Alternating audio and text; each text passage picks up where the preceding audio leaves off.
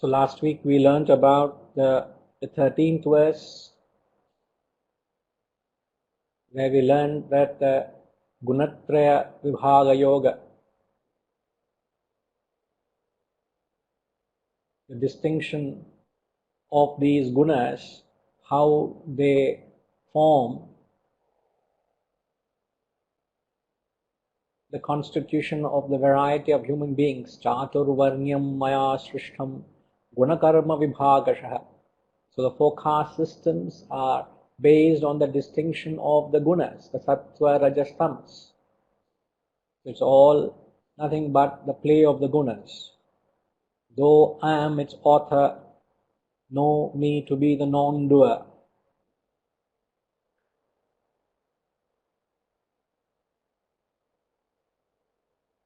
Okay, so we will we'll get on with the text. We will chant verse 14 together.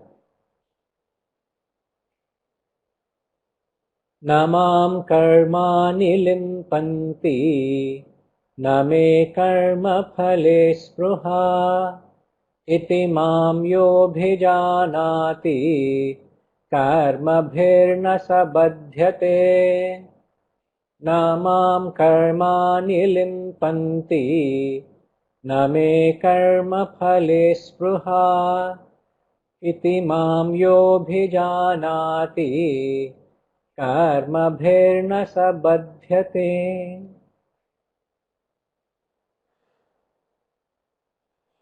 So Lord Krishna continues the line of thought. Please remember, these set of verses is talking about how the Atman, the self, and its relationship with the actions. Now here he spells it out.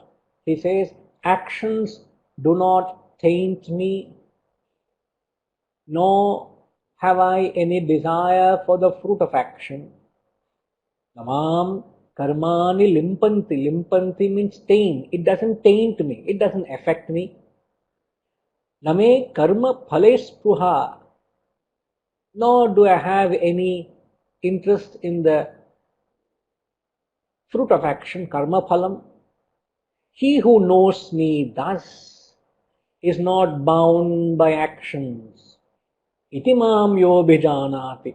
He amongst us who knows that Atman has got no desire to act. Remember this. Perhaps this is the quintessence of what he's saying. Atman has got no desire to act, nor Atman has got any interest in the fruit of your action. So the self does not perform any action. He has no desire to perform an action, nor has it got any interest in the outcome or the results or the fruit of the action. So he amongst us understands that. He who knows me thus. Abhijanati. Abhijanati means he who knows this is not bound by actions. Now, whenever they use the word me, it only means the Atman, the self. What it means is he who knows his fullness, he who knows himself, he who has identified with his own self, such a person is not bound by action. Now, whenever we perform an action, there are two possibilities. Whether your action binds you or whether your action liberates you. These are the two possibilities in the context of what he's saying. So when a person unites himself with the self, and when does one unite himself with the self? When he understands that the Atman has no desire to perform an action, nor has got Atman any interest in the fruit of action.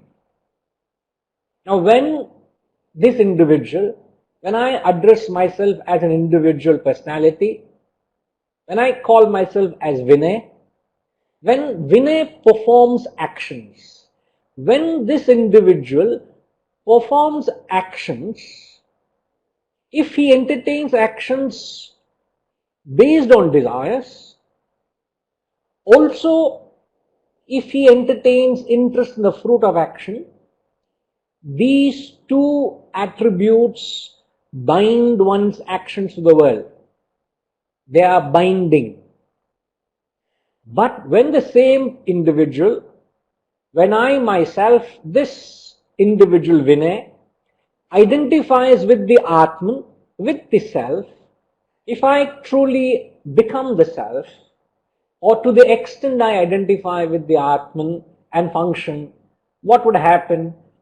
I have no desire to perform an action, means I don't entertain any desires, nor is there any bondage to the fruits of my action, means I am not bound by it, I have no interest in it, I am truly liberated. So each one of us, right throughout, has the choice whether to be bound by our actions or whether to be liberated by the actions. And that bondage or liberation is a consequence of your identification with the individuality or identification with the Atman. This is the cause and the effects. So if you identify with the individuality, you will have desires to act on, you will be interested in the fruits of action.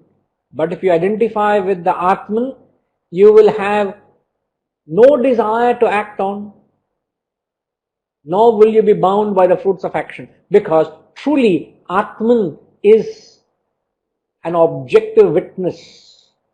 Atman has no desire to act, Atman is not interested in the fruits of action. Now in the few minutes I must have said it 10 times, with the only reason, with the only objective that it penetrates into your thoughts, it gets absorbed into your system. The only thing in you that is objective is the Atman. And when you identify with the Atman, Shantikumar Garu, I'll give an example. See, when you identify with the individuality, when you identify with the ego, when you identify with the desire, your actions are desire-ridden. Okay, when you identify with the desire, your actions are desire-ridden. So when you say desire-ridden, your actions can either be selfish or unselfish. Isn't it? Are you following, Shantikumar Garu? Perfect. So when you identify with desire, your actions are either selfish or unselfish. And thereafter, you will invariably be bound by the fruits of your actions, whether be it selfish or unselfish. Whether you get punya or papa, you get papam for selfish deeds, you get punya for your unselfish deeds, you are still bound by them, isn't it? But when you perform actions driven with the identification with the self, your actions become selfless. And selfless actions don't bind you to the world, rather they liberate you. Selfless actions don't create any impressions, don't bind you to the world. Now, this concept is dealt in the next few verses, so don't worry, you'll get a better understanding. But to clarify that selfless actions don't create impressions,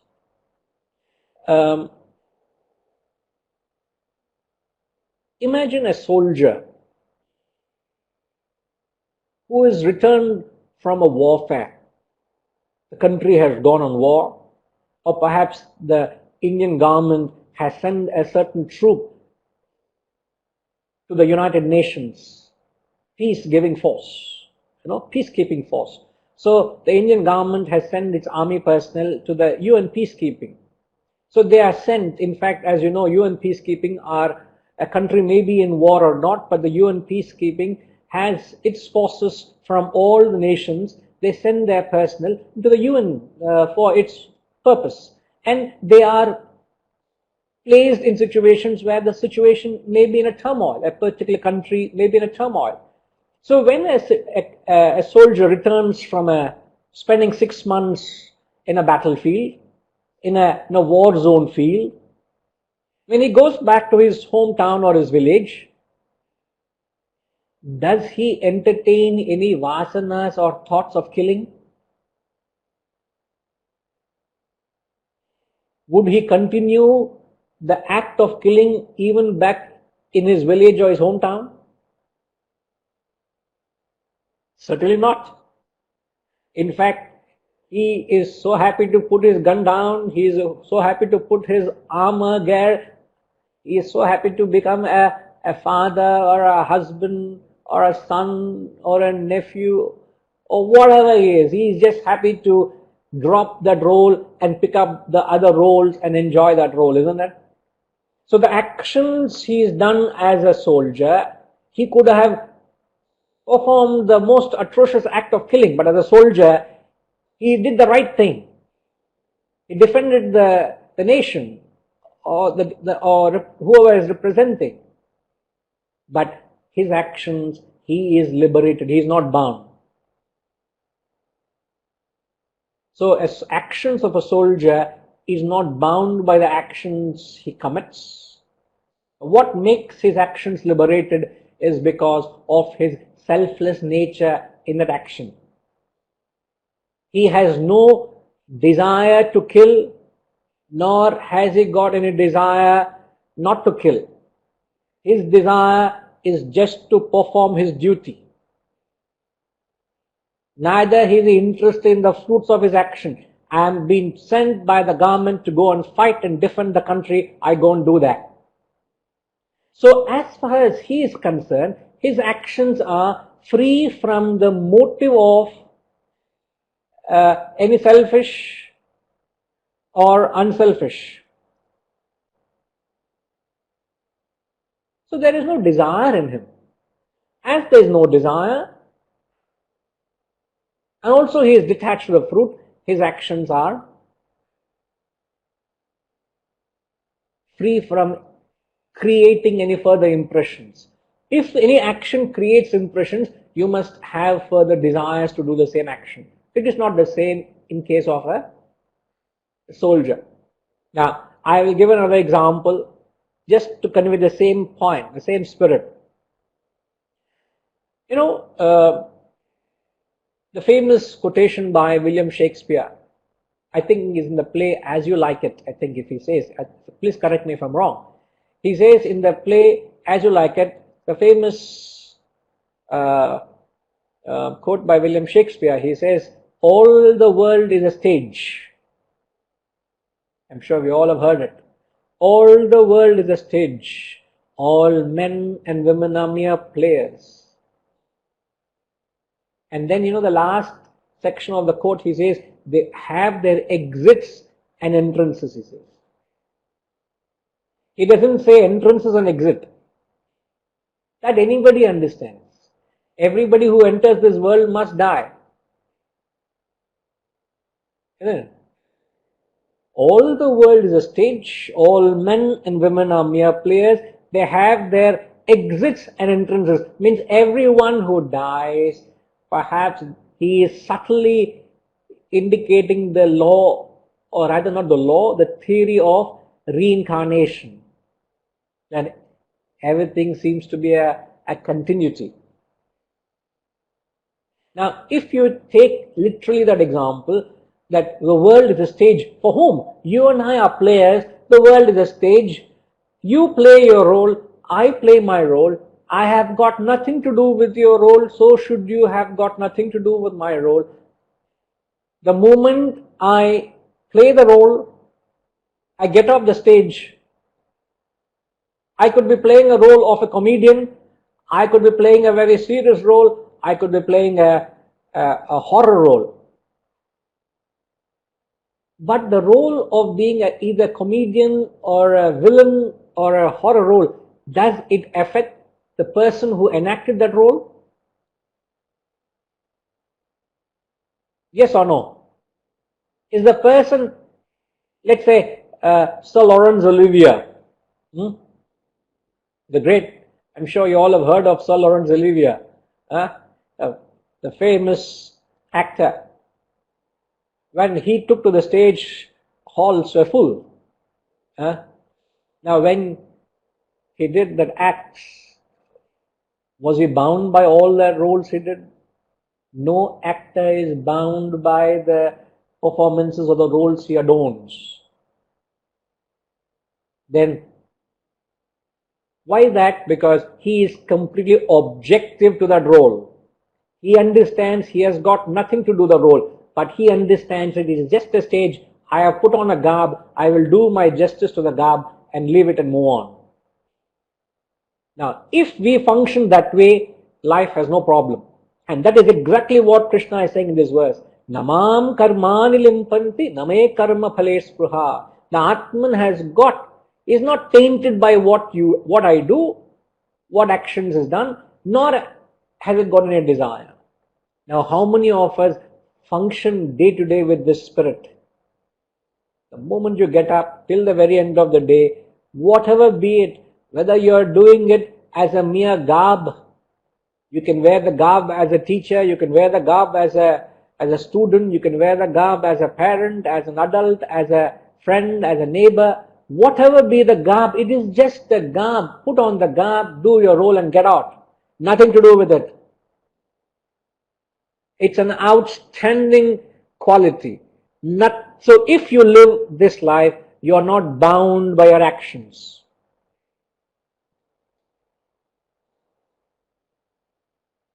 Now, last example I'll give you. Shantikumar Garu only has one example, but I'm getting a bumper, 3 examples.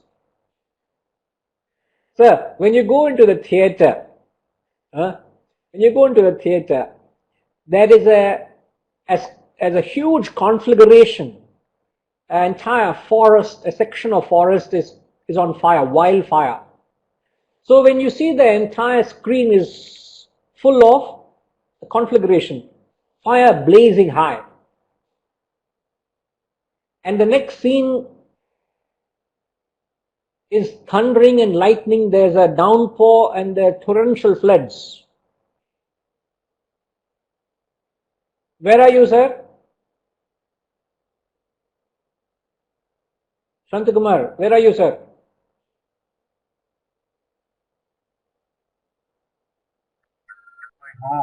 We can't hear you. Come on, sir. No, you have completely lost the message.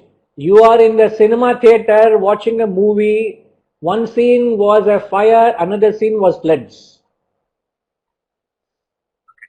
You're not in your home. You are in a cinema theater. Saringla? Now, in the cinema theater, okay. Now, is the screen burnt by the fire? Is the screen, does the screen get wet by all the floods and water?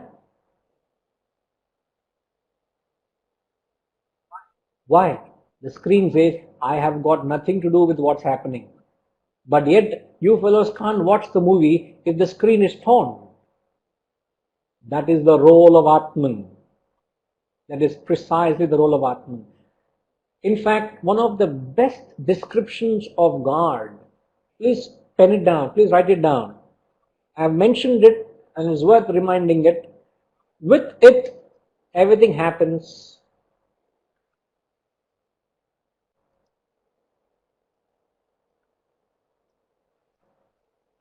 I'm typing it for its worth as well. With it, everything happens.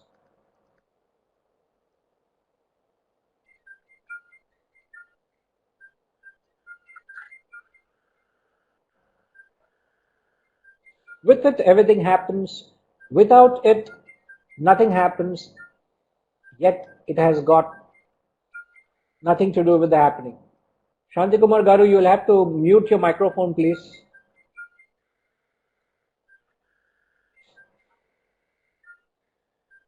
So that this is one of the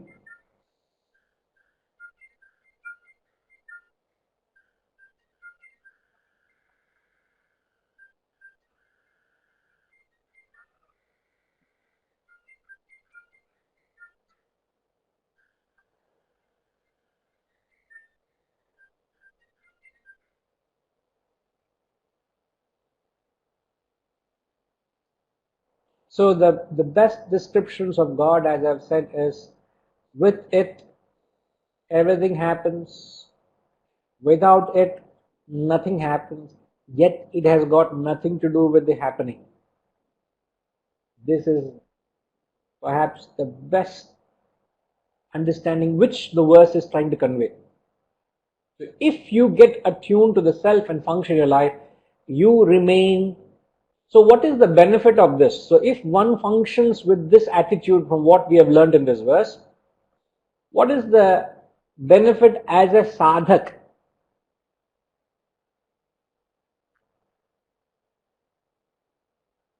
As a spiritual practitioner, if we function this way, what happens? Yes, sir. Chappan Sitharaman Garu. We will not get attached to any activity. We will do hands-on. We will not be.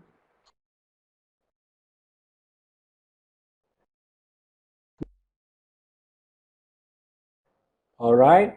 Fruits of You don't action get nor attached to any the action activity, itself. and then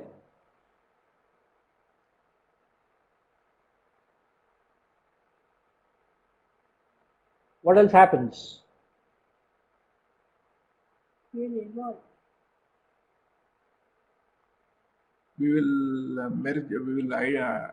will identify our Atman. Yeah. If one performs action in the spirit, you say you don't get attached to the action, and then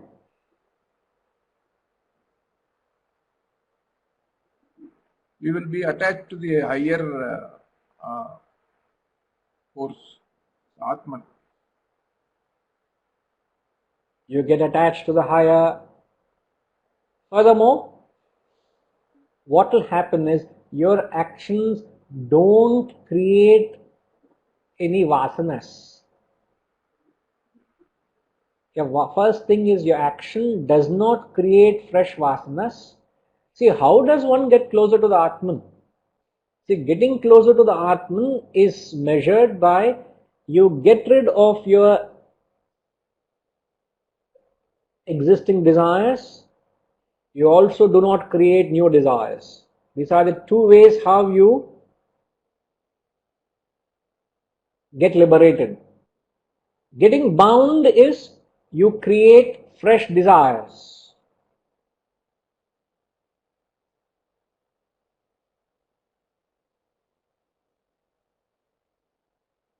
Getting bound is you're creating fresh desires, and also the existing desires bind you. You get attached to it.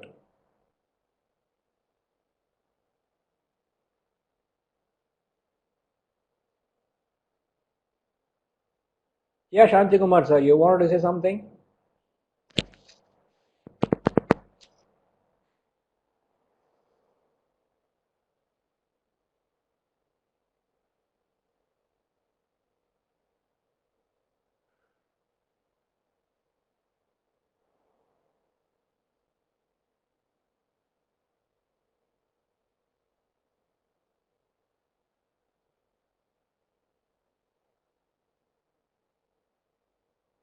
Okay.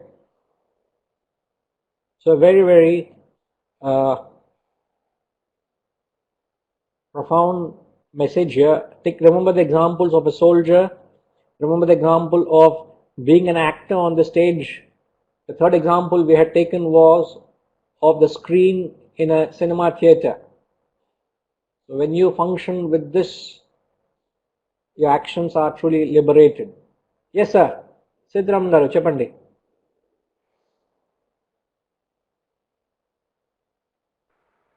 We like a soldier. We can also tell hangmen and doctors.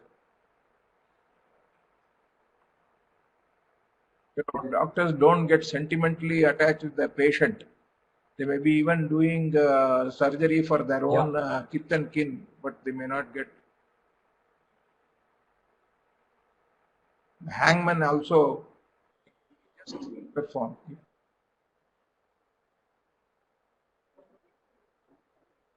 They should not get. No, imagine, no, yeah, taking the example of the hangman and the doctor, let's say a hangman has to hang his own wife or his own son. Would he be able to hang? And a doctor, let's say, has to operate his own wife, a very critical surgery. Would a doctor be able to perform that surgery? You will find that they falter there because the emotions, their attachment comes in. But ideally, I understand the example when you said of a hangman or a doctor. For example, when a patient dies in the hands of a doctor, the doctor is not punishable for that act because the doctor had no intention to kill.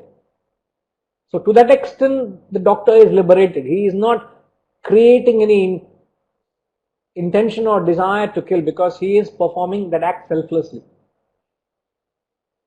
Now, with the understanding, what is the percentage of your actions which are bound and which are the percentage of your actions which are liberated?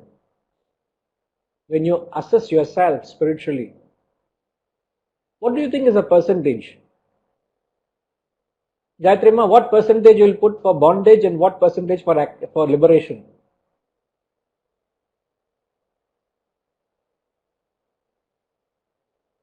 Please mark, the actions are the same.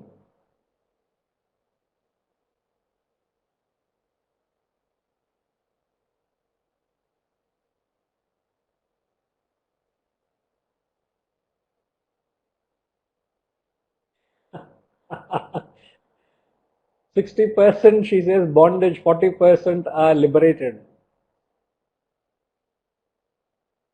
But I would any day take your percentage, ma. Any day I would take that percentage. I'll be very happy. I'll have a very peaceful sleep if I am at that state. Blessed you are. Yeah. So it is again. It's not a question of putting numbers there, but it's a question of whether you are conscious throughout the day, throughout your life. You're performing actions. What are the consequences of your actions? Are you mindful? Are you aware of it? So that does your actions bind you or liberate you? That's the gist or takeaway from this verse. Okay, let's move on. एवं ज्ञात्वा कृतं कर्म पूर्वैरपि मुमुक्षुभिः कुरु कर्मैव तस्मात् त्वं पूर्वैः पूर्वतरं कृतम् एवं ज्ञात्वा कृतं कर्म पूर्वैरपि मुमुक्षुभिः कुरु कर्मैव तस्मात् त्वं पूर्वैः पूर्वतरं कृतम्. Having known thus refers to what has been said, evam jnatva, having known what I have said just now, which refers to the 14th verse, having known thus, action was performed even by the ancient seekers of liberation, purvairapi mumukshubhihi. The word mumukshatva we learnt last week. Here it comes, mumukshubhihi. One who has the desire for liberation is known as mumukshubhihi. It is the desire for liberation that takes you in the journey towards that path of seeking liberation. Mumukshatva vis-a-vis mumukshubhihi. Therefore, tasmat, you too perform actions as the ancients did in the olden times. The great men in the past, the great men,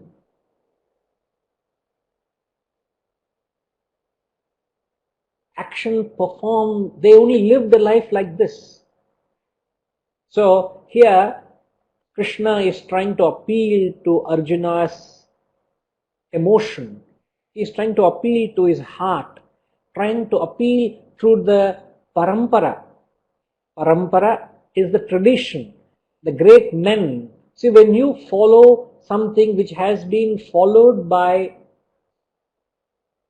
people in the past, something which is being handed down from ages, that is known as parampara. So here he is trying to appeal to Arjuna that you should at least follow their footsteps. They did so. So also you do it. Now today if you say someone, he is doing, why didn't you do it? He will say, why should I do it? Isn't it? Suppose if you tell any kid, they are doing, why don't you do it? Let him do, but that doesn't mean I also must do, no? What logic is that? So you see, so when you, one is when you appeal to the reason. So the previous verse, he is appealed to the head. This verse, he is appealing to the heart. So there is a distinct approach. One is to appeal to the intellect, another is to appeal to the emotion. So he's appealing, come on man. Understand, all great men have attained, they have taken the same path. Purvairapi, Purvam, the ancient, they all did this. So also, you too perform action as the ancient did in the olden times. And this is where a very heavy element of devotion or reverence or regard or respect plays a role in influencing your personality. Not everything can be understood, isn't it? Not everything can be fathomed by the intellect. Our intellects are very, very shallow. Our intellect, I only would forgive me for the usage.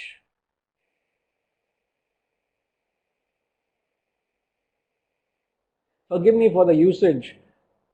Our intellects are like the chick intellect. Kutti intellect we have got. And how can the kutti intellect understand the giant intellect, These people have, in fact, I'm reminded of the verse in the Dhyana Shlokas. Please sing along with me, I'm sure you all know it. In the Dhyana Shlokas, the Guru, the Guru of the text is Vyasa. The Vyasa is being salutations to him, prostrations to the Guru. And the verse says, Namostu te Vyasa Vishal Buddhe पुल्लारविन्दायत पत्रनेत्र येन त्वया Bharat तैलपूर्णः प्रज्वालितो ज्ञानमयप्रदीपः. That was the greatness of Vyasa.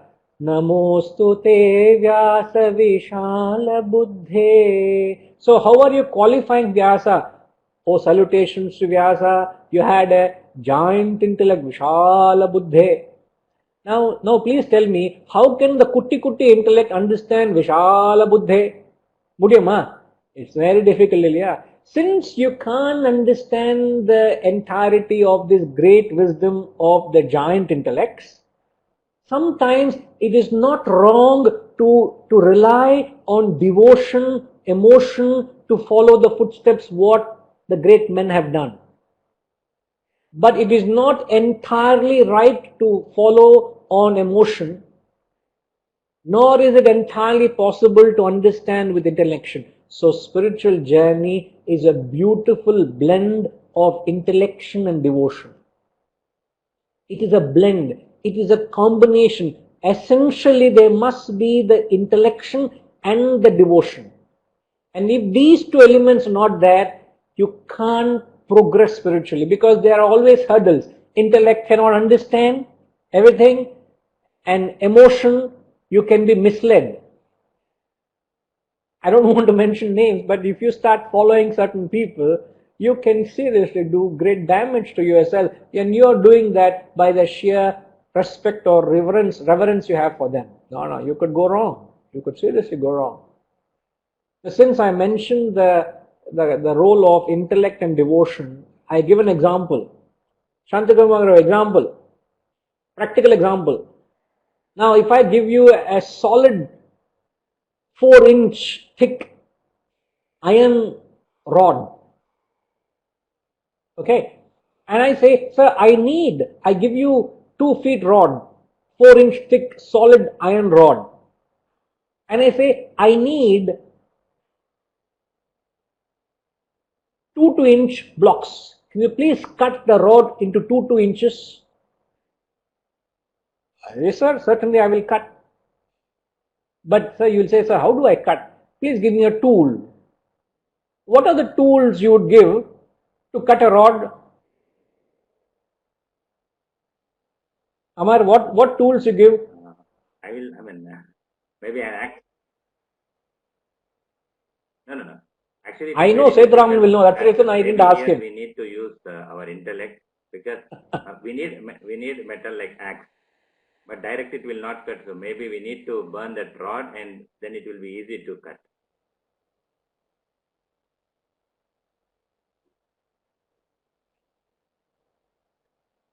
You are also going very technical. What tools you will need to cut the rod? First is you need an axe. A sharp and axe. at the bottom also there should be something, you know. And then, sorry? The surface. No, all that understood, sir. I'm not going into that technical. You will have the machines to clamp it and give it that right friction. அதெல்லாம் இருக்கும். அதந்த உந்தி. But tools wise, see, I'm only trying to compare, taking the example to fit into the knowledge and devotion. So, you want to, what are the comparison? There is 3 things here. Knowledge, devotion and ignorance. The 3 elements in the context.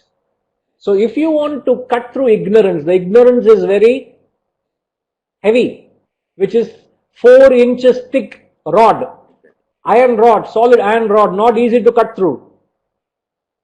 So in order to cut this iron rod, metal rod, you need a sharp intellect, which is a sharp, brand new axe. Industrial grade axe, not just an ordinary axe, industrial grade axe you need. And then what else you need?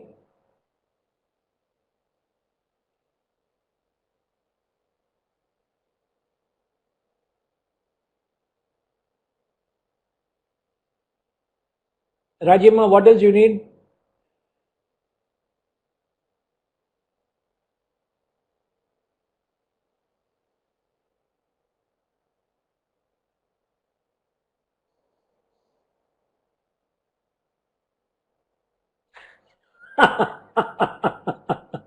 I admire the originality of you all. I think, Appa, she said measuring tape. Correct, because I said I need 3-inch or 2-inch. I said she said measuring tape. No, Vijaya also has gone very original. Physical strength. Understood. All that is understood. What is that tool? What is the ingredient you need to help the saw? We need power and coolant. Okay, we have to surrender to Sethuraman sir. Metal. You need for the machine power. Power is required. Power hacks.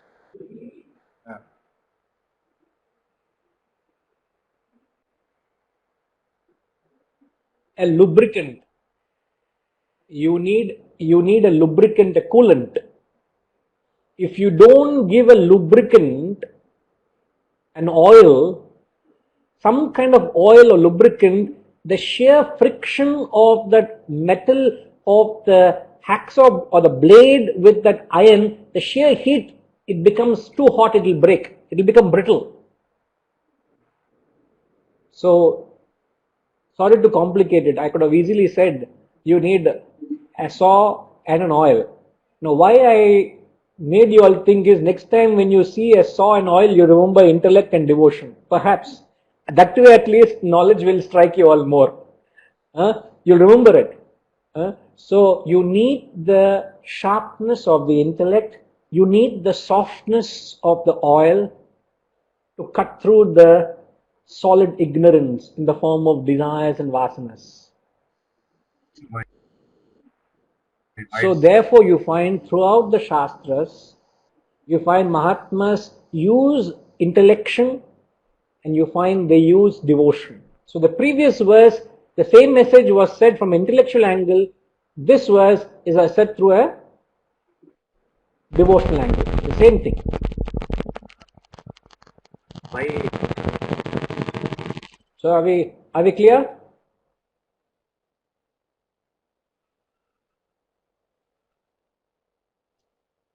Siddharaman sir, can you please mute your microphone? Shantikumar sir, you also, can you mute your microphone? Yeah, perfect. Thanks. Yeah. Yeah, Amar? Why, Guruji? Because in the world we have different sets of people. Like some are intellectual, some are emotional. So Krishna knows that maybe some people will be emotional. That's the reason he wants to address in that form.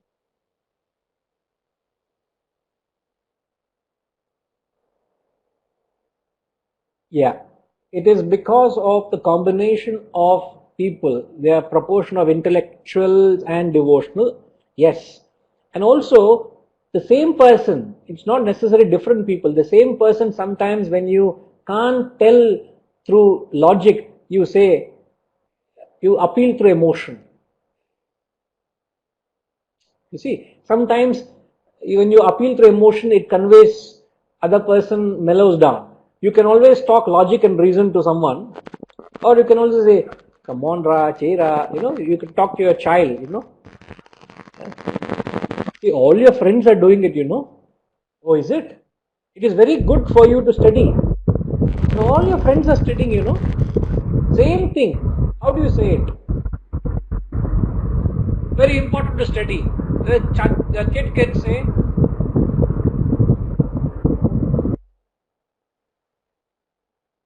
Shanti Kumar Garu, you need to mute your microphone, please.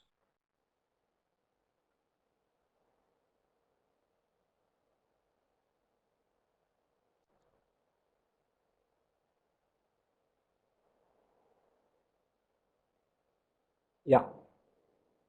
So, Amar, you got the message?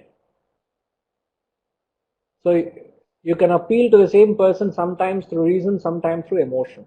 Okay?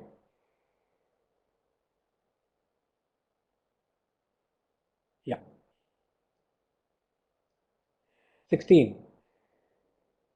Kim karma kimakarmeti kavayopyatra mohitaha tatte karma pravakshyami yajñatva mokshase shubhat. Kim karma kimakarmeti kavayopyatra mohitaha tatte karma pravakshyami yajñatva mokshase shubhat.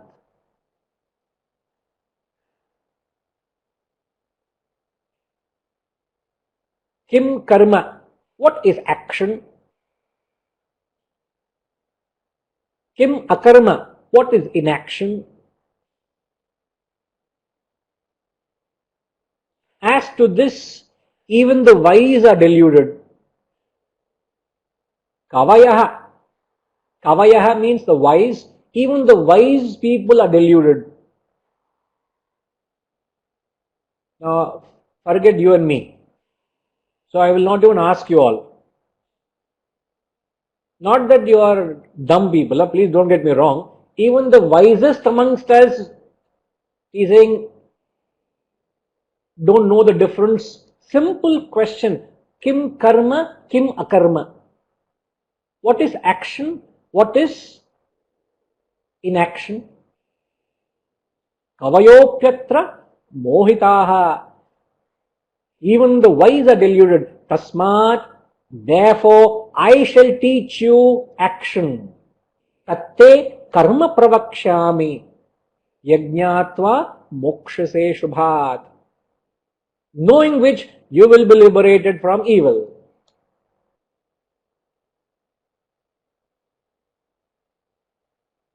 See, he's asking us the two questions as to the difference between what is action and what is inaction, what is karma and what is akarma.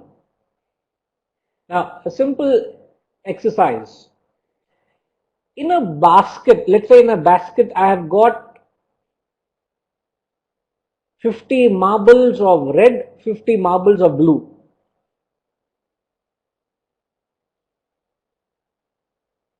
I give you a basket which is a mix of blue and red marbles.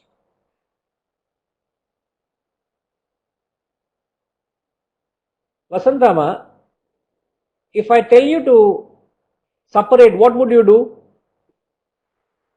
How would you go about separating them? Color. How would you separate the color? One by one, take it out. Put it in another basket. The green What would you do? The green ones or the blue ones. Blue or red? Either the What will you take blue out? or the red Which one you take out? One Which by one will one, you take? take out all. Put it in another basket. Ah, No, green, red. okay.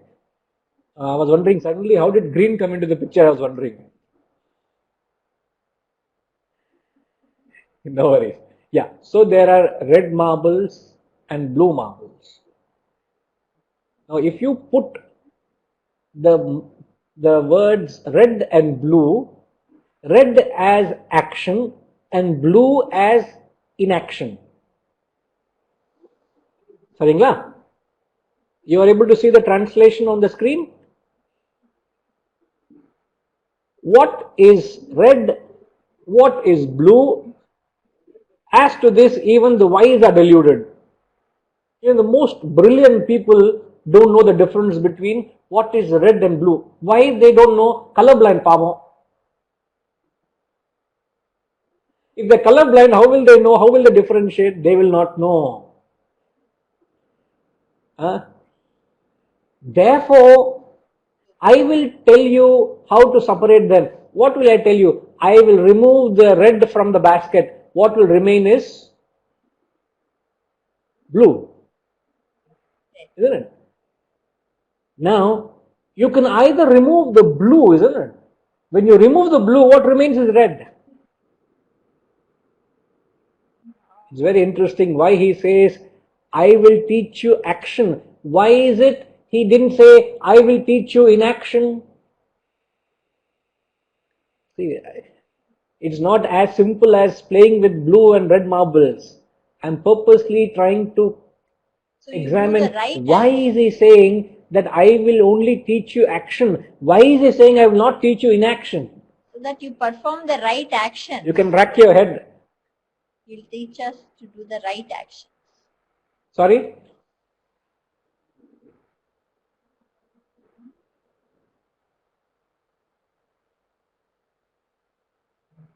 Okay.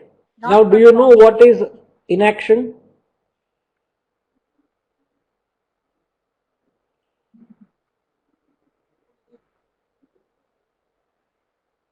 Illiya, not at all.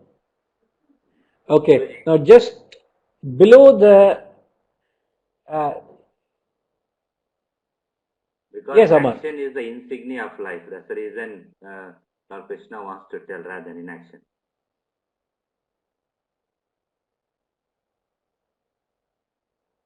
Okay, action is the insignia of life. It is that very principle of life which Vasantam also is saying. People, by performing the right action, one will evolve. Okay? But then, now I will leave it for you all to answer that question. Think about it. I don't want to answer that. Perhaps we will take it up again at some stage later. But why? The question is, in the 16th verse, why is Krishna saying, I shall teach action, but why is he not teaching inaction? Okay? Sometime again we will visit this verse or this concept and we can understand it. Okay? For that, let it be a question mark. Now, if you look at the... So I hope you all have got the question. Okay. Now, right below the... Rajiba, can you see the notes there? Perfect, perfect. So, karma is action, akarma is inaction. Now, the karma and akarma can be interpreted from a relative standpoint, from an absolute standpoint. Now, I am only giving the definition what Krishna is saying. The verse says, what is karma, what is akarma? I am only answering that questions first. And this question can be answered from two standpoints, relative and absolute. Now, from a relative standpoint, what is karma?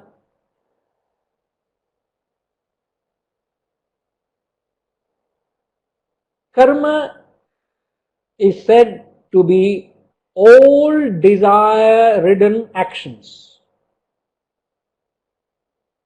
So just to make it easier, I've already captured it there, so you can take a snapshot or you can take a note of it. It becomes easier for you.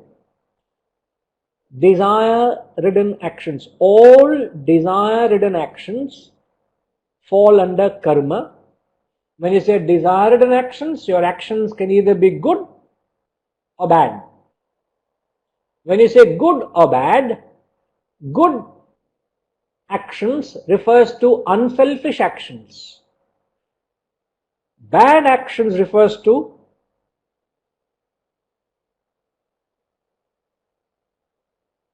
Vanitama following?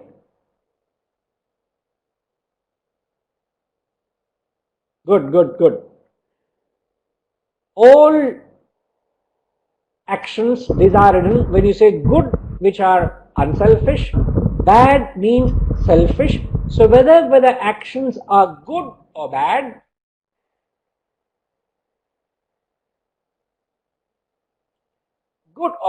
they can be categorized as devolutionary actions.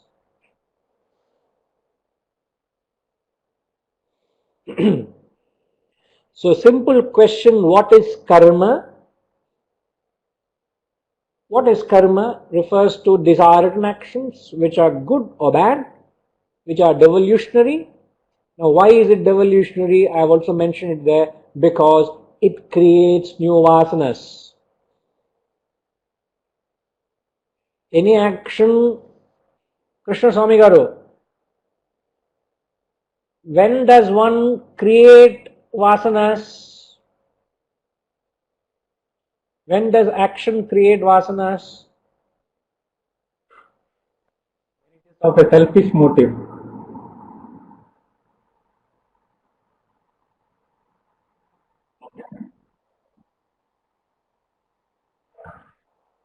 Okay. Now, can you read what I have posted on the screen there? Is it clear for you? Absolute activities, activating principle. Yep. Absolutely. No. I only want you to read under relative. Illa Guruji, we are not, I am not having it in the screen.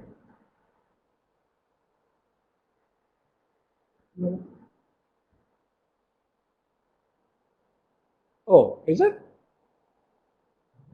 Okay, just for what it's worth, I'm maximizing it so you all can see it clearly. Is it seen now?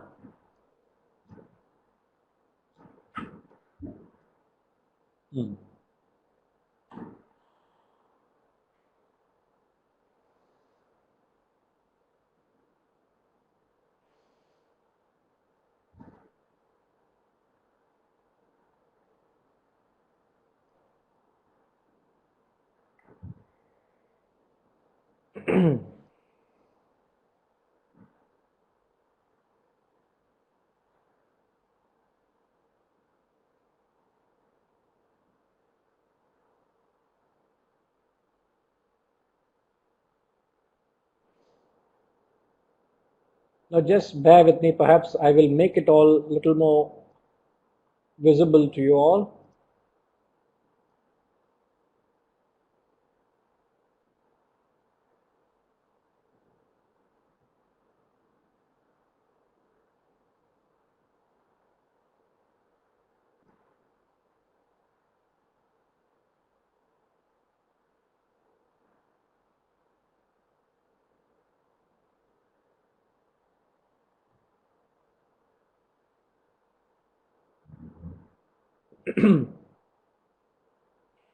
Now,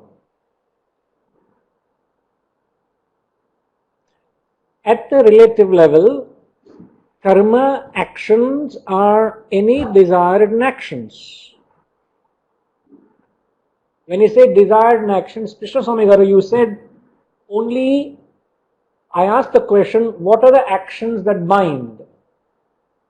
Now can you read what are the actions you think will be binding under relative? Desire-driven actions, desireless actions,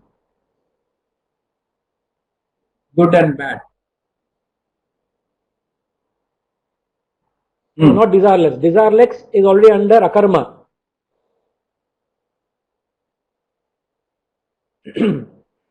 So under desired actions, you have good actions and bad actions. Those good and bad both together are called devolutionary. Now why are they called devolutionary? Because these both create new vasanas.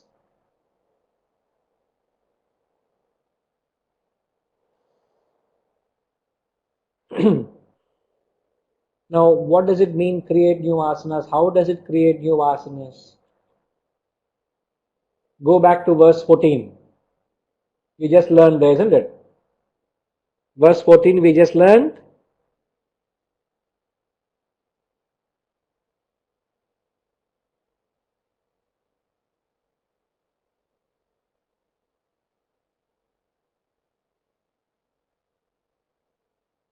Now not necessary, Krishna Swami Garu, not necessary that selfish actions alone create vasanas.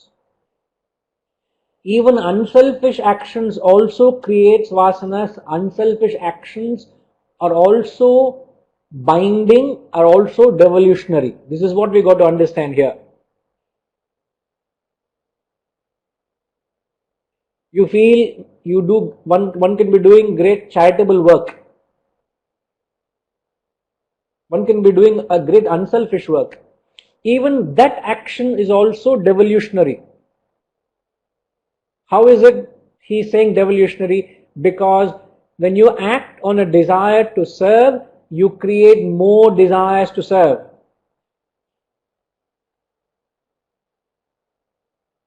So when you create a desire, your actions are binding. Your actions are not liberated.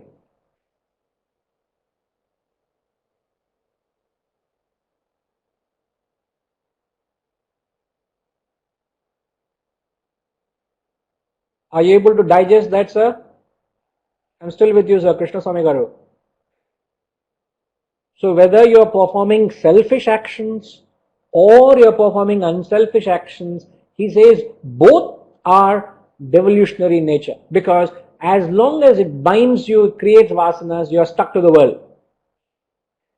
Now, at the relative level, go to akarma, inaction. So what is akarma, inaction? Are the desireless actions. You can also put them as selfless actions.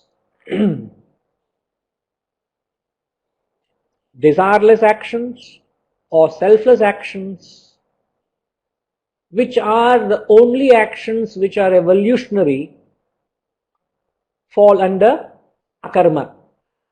Akarma is inaction.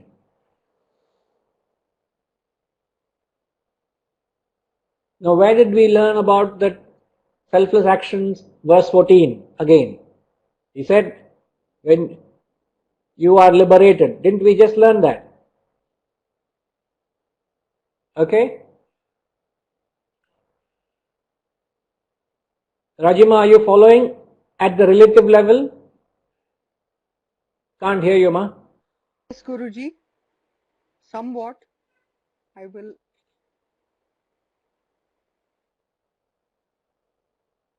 Yeah, can hear you. Now can you just summarize or repeat what I have said? What is karma Karma is at the relative level? action. What did It you can be understand? good or bad. Good is unselfish action. Bad is selfish action.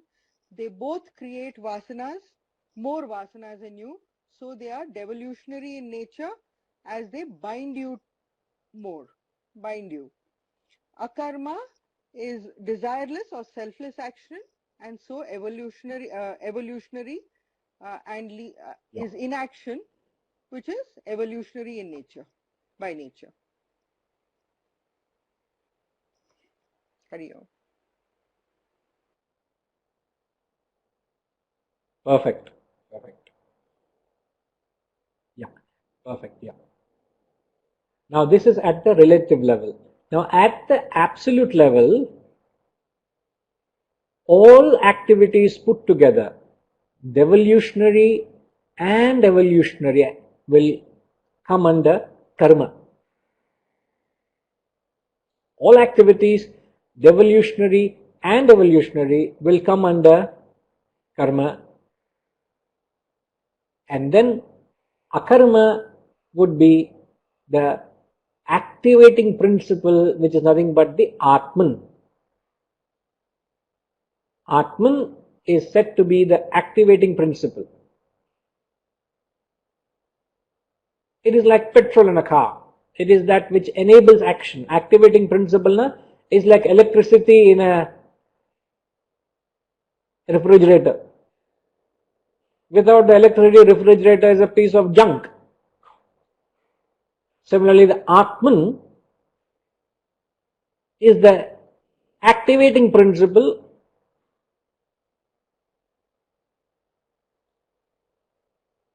at the absolute level, which is the Atman. I repeat, at the absolute level, Atman is the activating principle. And all actions, devolutionary or evolutionary, belong to karma, action.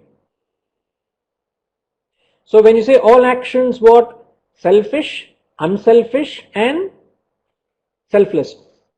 Moonume come under karma. And the activating principle, the Atman, is the true akarma.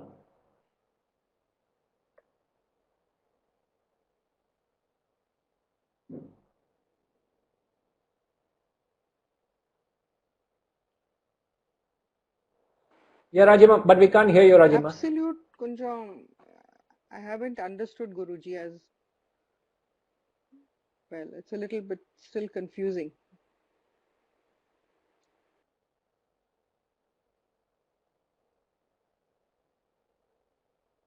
Okay, which part?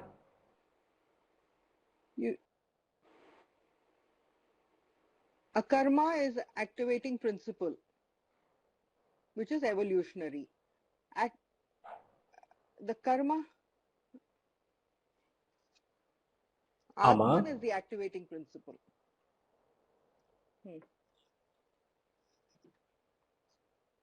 No. At the absolute level. Atman is the activating principle at the absolute level. Akarma is in action.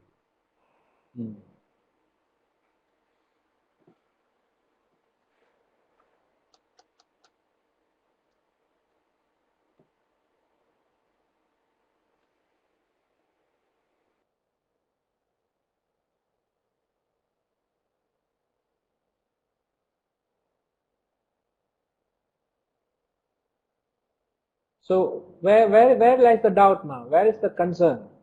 Rajima. Guruji, you said that all actions, whether devolutionary or evolutionary, belong to karma, as karma. That means both selfish and unselfish. No.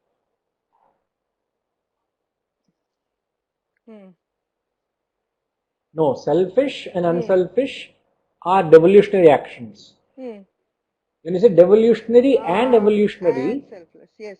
Evolutionary are selfless actions. So you have to include selfish, unselfish and selfless. All three put together are Hari Om Guruji, karma. thank you.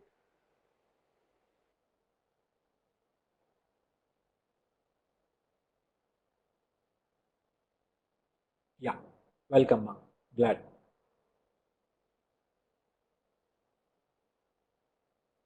So Vasantama, inaction is not acting.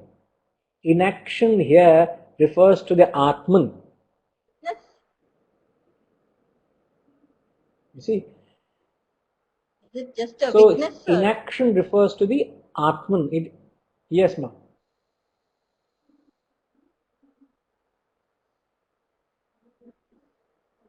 Yes, Atman is a witness. That's how it is. It is just a Sakshi. It's like electricity is the Sakshi to the refrigerator.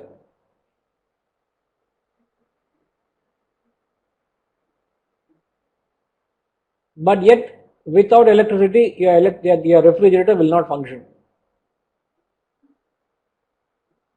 Or your air conditioner, whether you put 24 degrees or you put 18 degrees, the electricity is Sakshi neutral to, or what's the temperature you put in the air conditioner.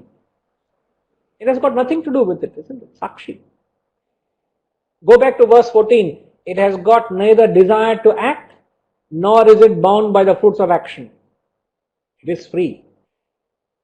This is the role of Atman in you. You can always keep falling back on chapter 4, verse 14. Very, very important verse. Now, the second half of the verse, he says, even the wise are deluded. Now, why the wise are deluded? It's a very, very big statement he's making there. It's not ignorant people are deluded, understandable. How does he say that the wise are deluded?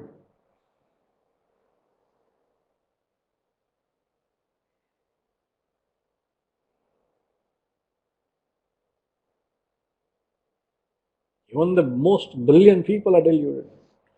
Vayopyatra mohitaha. Why are they deluded? Is because they have not understood inaction in its entirety. You may know bits and pieces of inaction, but you do not know truly, completely, wholesome what inaction is. You do not know. Therefore, I'm confused. There are certain sections, they are grey, they are blank. So you don't understand.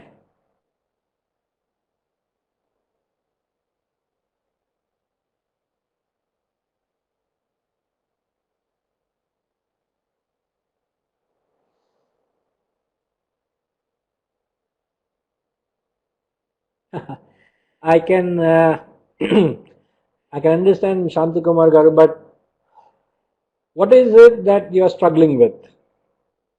Don't rush into it. Don't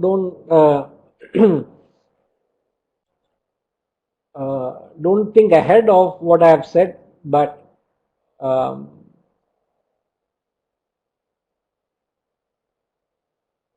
what is it that you're struggling? You want to type it out? No. We all are tube lights. Don't worry. So,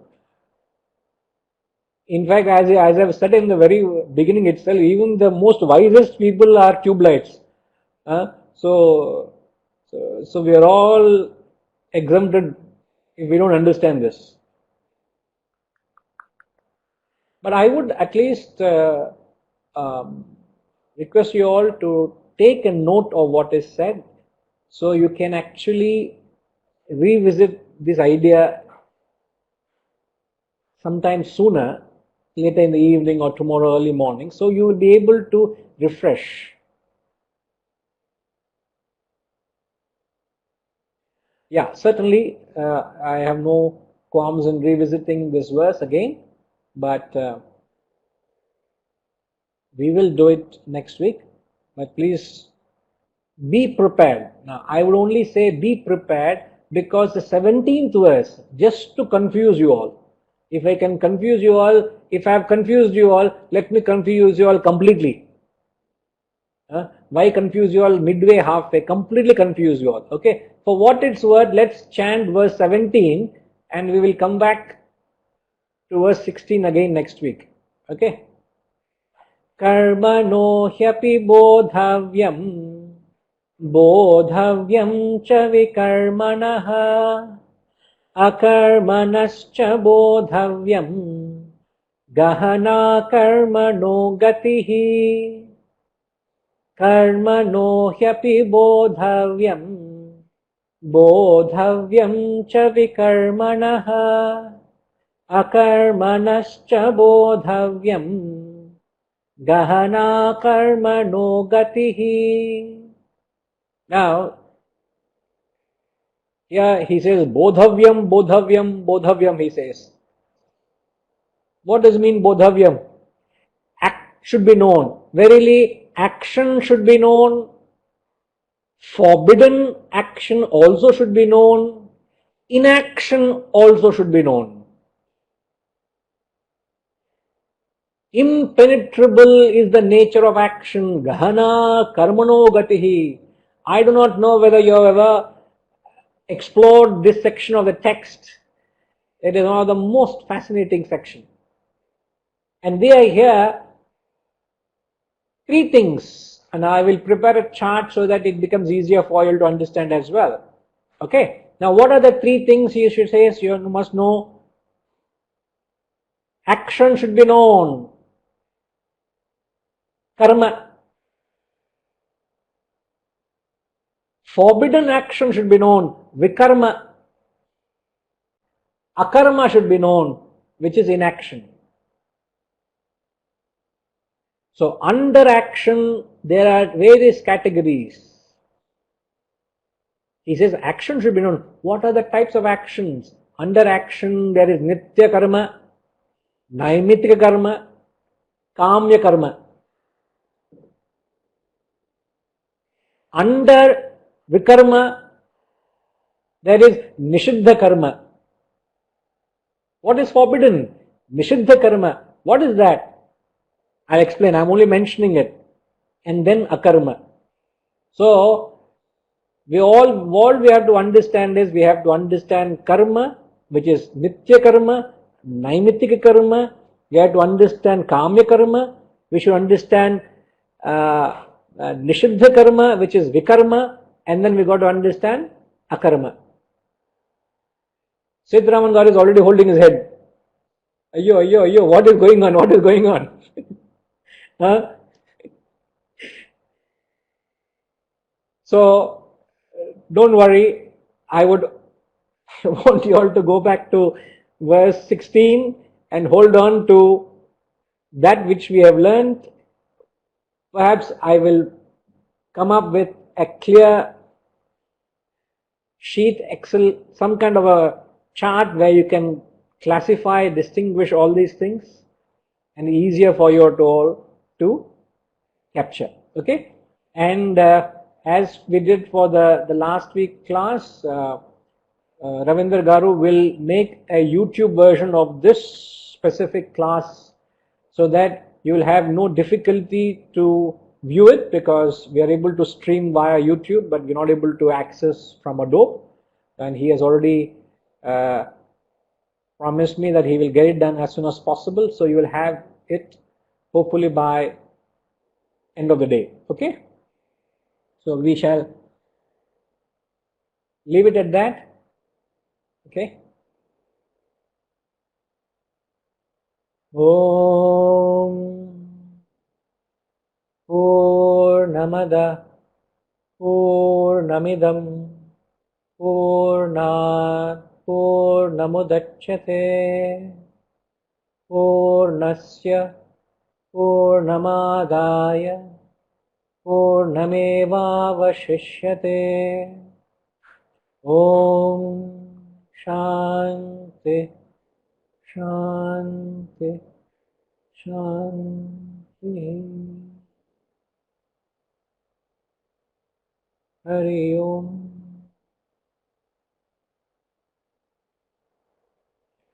Hari Om.